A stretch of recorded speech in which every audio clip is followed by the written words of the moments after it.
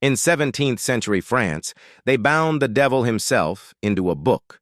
It was called the Ars Goetia, the Lesser Key of Solomon. And inside its pages, it described how to summon 72 demons. But these weren't your typical demons. They were rulers of hell, kings and queens of unimaginable power. And today, we're going to look at the 5 most terrifying of those 72. Welcome to another episode of Lore.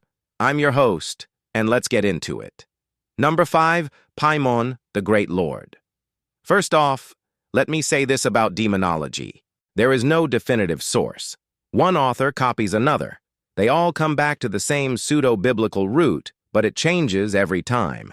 For example, in the Grand Grimoire, Solomon binds the Great Lord Paimon with the words Abraham, Athos, Michael, and God. But when he does it again in the Lesser Key, it's Abraham, Agiel, Michael, and God. So, which is right? Well, I like to take things from the earliest sources possible. So for us, we'll use Lemegeton, the first iteration of the Goetia. We'll use it as our guide. And according to that, Paimon is the 5th spirit in the Order of the Thrones, which comes to us from Jewish tradition, the Sephirot of Kabbalah, and to some extent, Christian angelology. He rules over the south, fire, and appears as a man riding a crocodile. That may sound impressive, but as demons go, that's pretty basic. What really matters here is his portfolio. His sigil is an ancient Hebrew name meaning one who conquers, and his title is King of the South. Those 2 things are key because they tell us what he knows and what he can do. The Ars Goetia says he's strong against those who bear his seal. He grants great strength, power, and favor with all people. He causes discord between friends. He makes enemies become friends. And he also aids in healing sickness and interpreting mysteries. Now, none of those powers are particularly unique. Every demon in the Goat Eaters does similar things, but some better than others. And in the case of Paimon, he's said to be the best at causing discord and making enemies friends. If you ask him, he will help you in your arguments and grant you popularity among the masses. But there's a catch with every demon, and we see it here with the effects he has over you. After he leaves, he becomes your enemy. Now, this is true of all demons, but some have greater control after leaving than others. And if you ask me, Paimon is probably one of the worst, if not the worst, because he turns his back quickly. And he turns his back with all the influence and power he can muster. When you call on Paimon, you don't ask for favors. You demand them. You threaten him. You bind him to your will with iron or steel.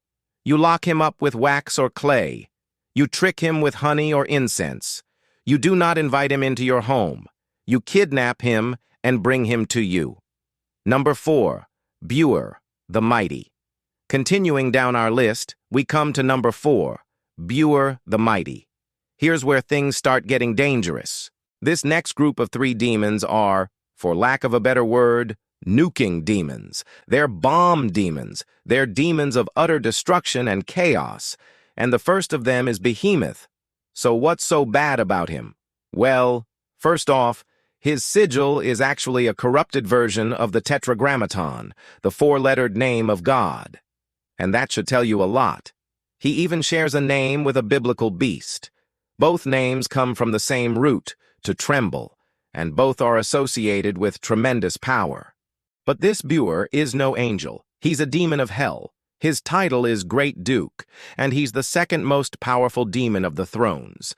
That means he commands angels. He has an entire demonic army under his command, and they are some of the most violent and malicious spirits in the whole Goetia. It says of him, he is an enemy to mankind, yet by force he is made subject to the exorcist, and he will teach thee good and necessary things pertaining to hidden mysteries, and will render thee victorious in all thy desires. That's one way to put it. Let's try that again. The Lesser Key of Solomon says that he is an enemy of mankind, and it takes great force to make him obey.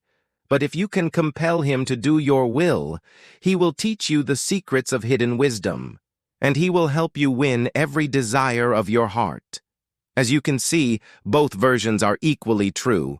Yes, he's immensely powerful, and yes, he is the greatest teacher of forbidden lore. But when he does what you want, it's always at his own discretion. He doesn't care about you or your goals. He only wants to spread chaos and discord.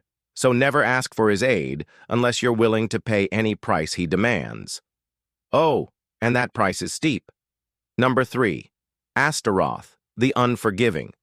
Moving on to number 3, we have Astaroth, whose name itself means the curse of God. He's the Duke of Hell, the Lord of Poison and Pestilence, and he is a master manipulator. According to the Ars Goetia, his wrath is terrible and he is very revengeful. When he teaches mortals secrets, it's only to harm them, and when he promises assistance, he does it to torment them. He has complete mastery over those who follow him, and he's extremely hard to control. So why would anyone ever summon such a demon? Well, he's also the Lord of Secrets. And unlike the other demons, he won't tell you what you want to know. He'll tell you what he wants you to know.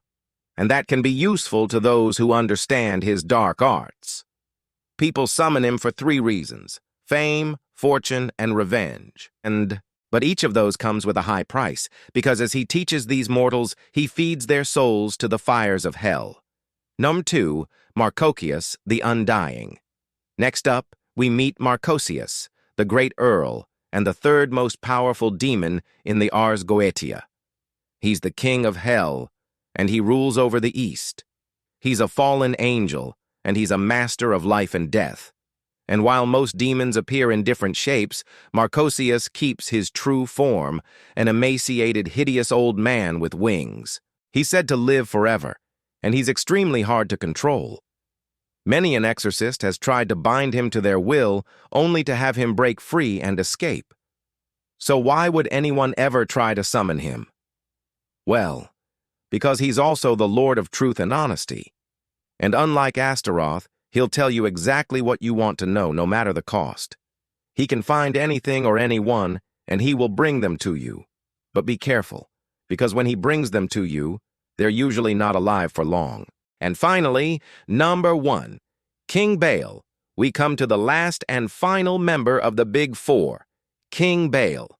He's the most powerful demon in the Ars Goetia, and he's the king of hell. He's the fallen angel Abaddon, the destroyer. He's the ruler of the north and winter. He's the lord of pestilence and famine. He's the seducer of men and women. He's the devourer of souls. He's the bringer of the apocalypse, and he's the most difficult to control. Even experienced exorcists fear him because he breaks their seals, he destroys their homes, he kills their loved ones. He's the ultimate demon of chaos, and he brings nothing but ruin and despair. That being said, he's also the ultimate source of forbidden knowledge. He has seen everything, and he knows everything. He's the gate to the deepest secrets of the universe, but he will only open that gate for the most powerful sorcerers. And even then, he does it on his own terms. He will teach you whatever he wants, and he will show you whatever he desires, but you'll never know why. So what do you think? Would you dare call upon one of these demons? Let me know in the comments below. As always, I'd like to thank our supporters for helping us make this video. We couldn't keep making these videos without you guys, so thank you so much, and if you'd like to support us, check the links in the description. But with that said, I've been your host. This has been Lore. Don't forget to like and subscribe, and we'll see you next time.